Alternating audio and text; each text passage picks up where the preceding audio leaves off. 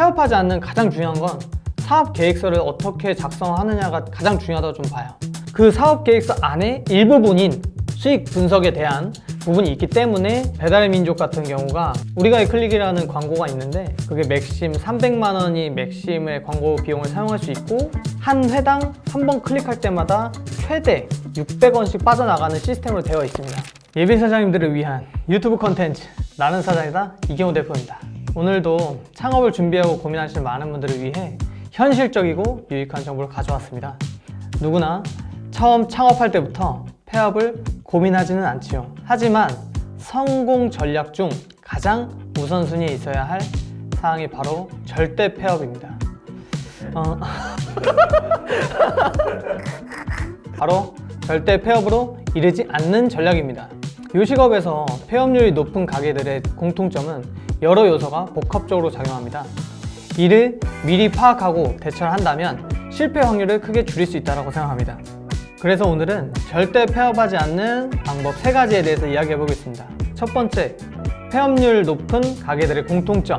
그리고 두 번째는 가게 성공의 80%를 결정짓는 위치 선정의 비밀. 그리고 마지막 세 번째, 오픈 시점부터 초반 3개월간 운영 전략까지 자세히 알려드릴 수 있도록 해보겠습니다. 나도 이제 사장이다.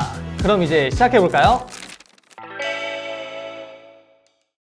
적자를 거듭하다 결국은 폐업을 하게 되는 가게들의 공통점을 먼저 알아보도록 하겠습니다.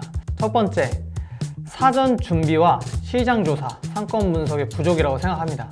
그리고 두 번째는 타겟, 고객 설정의 미흡, 유행에만 치우쳐져 있는 음식 매장의 컨셉, 그리고 비효율적인 자금 관리.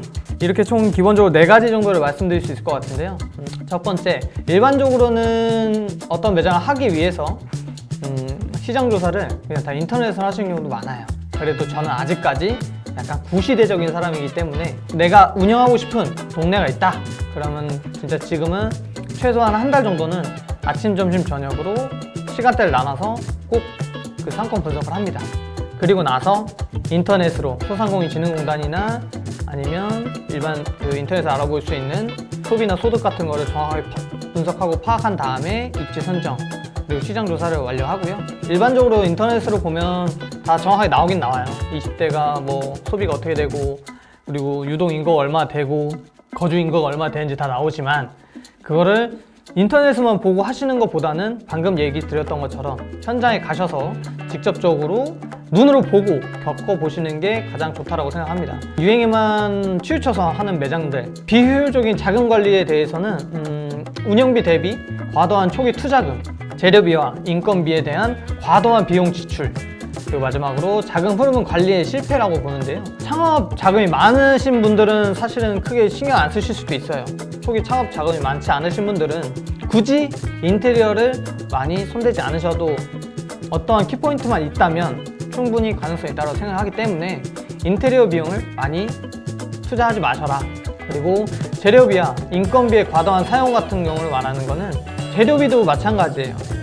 어떠한 메뉴를 설정할 때 시장에서 쉽게 구매하거나 아니면 오랜 기간 동안 냉장고에서 보관할 수 있는 제품들 그리고 재고 관리가 손쉬운 제품들을 활용해서 메뉴를 만들거나 개발하시는 것을 추천드리고요.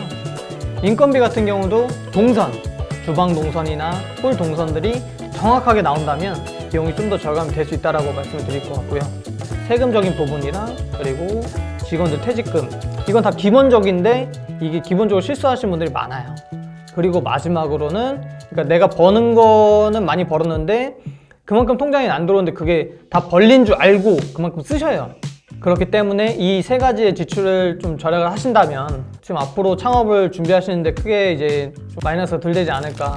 어떤 대표님이 24년도 탕후루집을 오픈하셨어요. 근데 제가 이제 말씀드렸거든요. 탕후루집 좀 늦은 감이 있는 것 같은데요 라고 말씀드렸는데 그때 당시에 그 상권이 초등학생도 많고 되게 애기들이 많은 상권이다 보니 가능하시겠다라고 생각했기 때문에 월세가 좀 비싼데도 불구하고 그 매장을 들어가셨었어요. 근데 역시나 어쩔 수 없이 그 트렌드가 끝나자마자 바로 매출이 이제 하강하게 되었죠. 그리고 나서 얼마 안 지나서 폐업을 하시게 되었습니다. 너무 유행에 따라서 창업을 하시는 것보다는 어떤 손님들이 니즈를 정확하게 파악한 다음에 매장을 오픈하시는 것을 추천드리겠습니다. 성공적인 요식을 위한 위치 선정은 사업 성패를 좌우하는 주요한 요소입니다. 매출이 생기지 않는다고 매장 위치를 쉽게 옮기는 것은 아무래도 힘들겠죠. 좋은 위치는 단순히 비싼 상권이 아니라 고객의 수요를 만족시키고 지속적으로 방문할 수 있어야 한다는 것도 꼭 염두에 두셔야 합니다. 다음은 성공적인 요식업 위치 선정에 필요한 전략과 핵심 포인트를 말씀드릴 건데요. 첫 번째로는 목표 고객층에 맞춘 상권 선택, 그리고 두 번째 유동 인구와 접근성의 확인, 그리고 경쟁 가격 분석, 그리고 인근 상권 시설 활용, 그리고 임대료와 수익성 검토에 대해서 간단하게 설명을 좀 드릴게요. 목표 고객층에 맞춘 상권 선택이라고 하는 것은 뭐냐면은 일반적으로는 오피스 상권에서 장사를 할 거냐, 아니면 주거 형태가 많이 갖춰져 있는 곳에서 장사할 거냐에 대한 상권 분석을 말씀드린 건데, 유동 인구와 접근성에 대한 확인이 필요한 거는 인터넷으로만 볼 수는 없어요. 그래서 아까 제가 말씀드렸던 현장에 가서 이분들이 혹시 집으로 가는 방향, 혹은 아니면 회사로 들어가는 방향, 아니면 회사 점심시간에 나와서 어디서 밥을 먹는지 실질적으로 나가서 한 번씩 꼭 보고 옵니다. 그래야 이게 지금 유동인구가 어떻게 돼 있고 접근성이 얼마나 편한지 그걸 눈으로 확인할 수 있기 때문에, 경쟁 가격 분석은 이제 소상공인진흥공단이나 오픈업, 거기서도 이제 경쟁 가격들에 대한 그냥 예상 매출액들이 나와요. 오픈업 같은 경우는 카드사에서 매출을 공개를 해주기 때문에 뭐 100%는 아니지만 그래도 90% 정도는 매출액이 얼추 맞다라고 예상을 하고, 그런 걸로 해서 저희는 경쟁사 분석을 할 수 있고, 또 한 가지는 그냥 말 그대로 상권 분석하러 나가셨을 때 그 매장을 둘러보시면 돼요.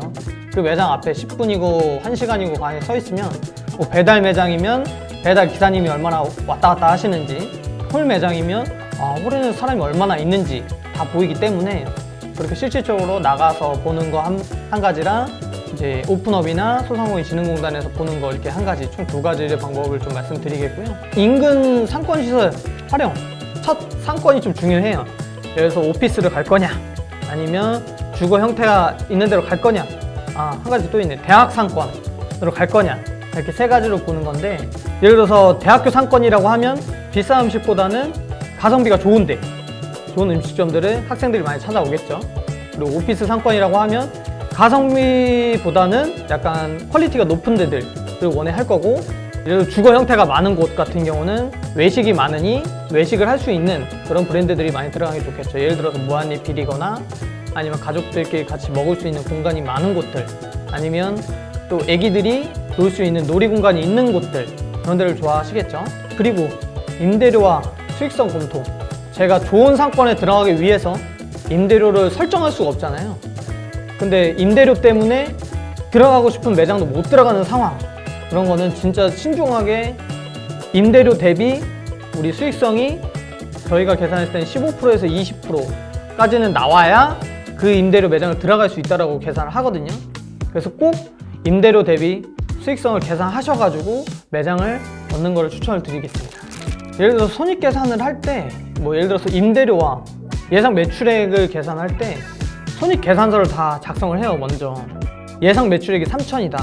그럼 3천에 인건비는 몇 프로, 그리고 공과금은 몇 프로, 그리고 월세는 몇 프로, 이런 식으로 대략적인 데이터를 사업 계획서를 쓸 때 그런 계획서를 정확하게 잡아놓고 사업을 해야지 실수가 안 늘어나요.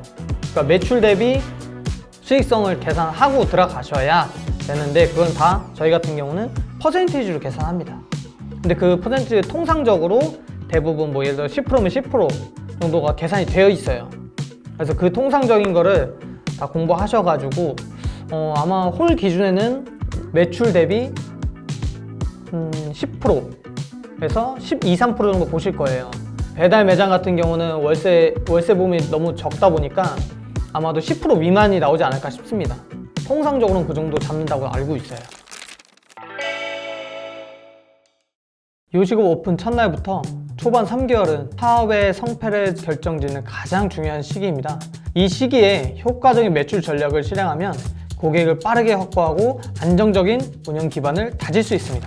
저는 사업을 2번 실패하고 지금 현재 사업을 하고 있는 건데, 세 번째 사업을 하고 나서부터는 기본적으로 말씀드리면 오픈 전 준비 단계, 그리고 오픈 이벤트, 그리고 단골 고객을 어떻게 확보해야 되는지, 그리고 기존 메뉴와 이외 계절 메뉴는 어떻게 도입을 할 건지, 그리고 우리 가게를 SNS에 어떤 식으로 홍보를 할 건지, 그리고 단골 고객님들은 어떻게 유치시킬 건지에 대해서 좀 고민을 많이 했고요. 배달 매장인데도 불구하고 이런 거를 고민한 이유는 추후에 저희가 홀 매장을 하기 위해서 하고 있는 이제 준비 과정이라고 생각을 해요.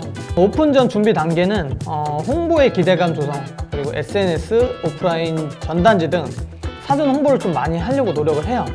오픈 전 플랜카드를 걸어서 고객님들한테 저희가 이런 음식점이 생기고 이렇게 행사를 할 예정입니다라고 한 달 전, 혹은 길게는 2달 전에 저희가 미리 광고를 먼저 부착을 시작을 합니다. 단골 고객 확보가 아무래도 그런 서비스적인 부분 또는 이벤트를 통해서 고객님들이 저희 매장을 잊지 않고 계속 방문해 줄 수 있는 방법이지 않을까. 그리고 인플루언서나 블로그 마케팅 같은 경우는 저희 매장을 홍보할 수 있는 엄청난 효과이기도 하죠.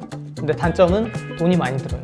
블로그 마케팅은 사실 그렇게 돈이 많이 들지 않거든요. 근데 인플루언서 분들 초대해서 저희 매장에서 홍보를 하거나 저희 음식을 맛보게 하려면 제가 알기로는 진짜 적은 분들은 뭐 100, 200도 하겠지만 효과가 좀 좋으신 분들은 1000에서 막 5000 사이 그 정도가 되지 않을까 싶어요. 그래서 만약에 초기 투자 비용이 좀 있으신 분들은 한 번에 본격적으로 광고하시는 것도 좋지만 꾸준히 인플루언서 같은 경우는 진짜 잘 고민해 보시고 블로거나 아니면 홈페이지에 대한 관리 같은 부분은 꾸준히 하시는 게 좋아요. 홀이냐 배달이냐 차이가 좀 있을 것 같아요. 홀 같은 경우는 인지도를 높이기 위해서는 길을 걸어가던 손님이든 아니면 SNS에 우리 가게를 홍보해서 우리는 이런 가게고 이렇게 서비스를 주고 있고 몇 시부터 몇 시까지 오픈합니다 라고 이렇게 홍보를 하는 방법이 있고, 배달 매장 같은 경우는 좀 다르다고 생각을 해요. 입소문이라고 하고 인지도를 높이려면은 플랫폼에다가 광고비를 엄청 넣어야 돼요. 타 플랫폼들한테 노출시키려면 그냥 가게 등록한다고 해서 노출되는 것도 아니고 손님들한테 전단지를 줄 수 있는 상황도 아니에요. 그러면 어떻게 하냐면 배달 플랫폼 회사 자체에 우리가 광고성 금액을 넣어야 플랫폼 회사에서 알겠어? 너네가 이만큼 투자하니까 너네 투자한 대비만큼 우리가 너네 가게를 위로 노출시켜줄게, 아니면 자주 노출시켜줄게, 이렇게 되는 거기 때문에 배달이랑 홀은 그렇게 좀 차이가 좀 있을 것 같습니다. 지금 배달의 민족 같은 경우가 우리가 클릭이라는 광고가 있는데 그게 맥심 300만 원이 맥심의 광고 비용을 사용할 수 있고 한 회당 한 번 클릭할 때마다 최대 600원씩 빠져나가는 시스템으로 되어 있습니다. 근데 저희 같은 경우는 그렇다고 해서 300만 원을 다 쓸 수가 없으니 우리가 한정 지어 놓은 건 그래, 한 달에 100만 원까지만 광고 비용에 투자를 해보자 라고 해가지고 처음에는 300만 원에 600원 스타트를 하고 매달 매일매일 얼마씩 빠져나가는 걸 계산을 해서 그 비용을 점점 줄여나갑니다. 왜냐면 노출 대비 매출액이 나와야 하기 때문에 저희 같은 경우는 예상 광고 비용을 100만 원을 잡아놓고 한 달 내 동안 100만 원을 어떤 식으로 소비하고 소비 대신 매출액이 어떻게 일어나는지에 대해서 분석을 해가지고 그 광고 비용을 활용하고 있고요. 다른 저희 점주님들한테는 항상 그렇게 말씀을 드려요. 지금 당장 장사가 안 된다고 하셔서 광고 비용을 많이 줄이거나 급작스럽게 광고 비용을 늘린다고 해서 그 비용 매출액이 크게 창출되는 게 아니기 때문에 안정적으로 광고비 대비 매출액이 얼마 나오는 걸 산출하셔서 그 금액을 설정하셔가지고 매장을 운영하시는 걸 저희는 지금 추천드리고 있어요. 실질적으로 엑셀이나 데이터에 기반해서 꼭 하셔야 되는 부분이죠. 폐업하지 않는 가장 중요한 건 사업 계획서를 어떻게 작성하느냐가 가장 중요하다고 좀 봐요. 비용도 중요하지만 그 비용의 사업 계획서 내용 안에 그 비용 창출에 대한 부분이 다 있고 그 사업 계획서 안에 일부분인 수익 분석에 대한 부분이 있기 때문에 큰 카테고리인 사업 계획서를 어떻게 작성하느냐에 따라서 폐업 절차를 아예 하지 않는 방법이 되지 않을까라고 생각합니다. 제가 오늘 말씀드린 팁과 사례들이 여러분의 고민을 조금이나마 덜어드릴 수 있었길 바랍니다. 구독과 좋아요, 알람 설정 잊지 마시고요. 여러분의 확실한 성공을 항상 응원하겠습니다. 지금까지 나사장이었습니다. 감사합니다.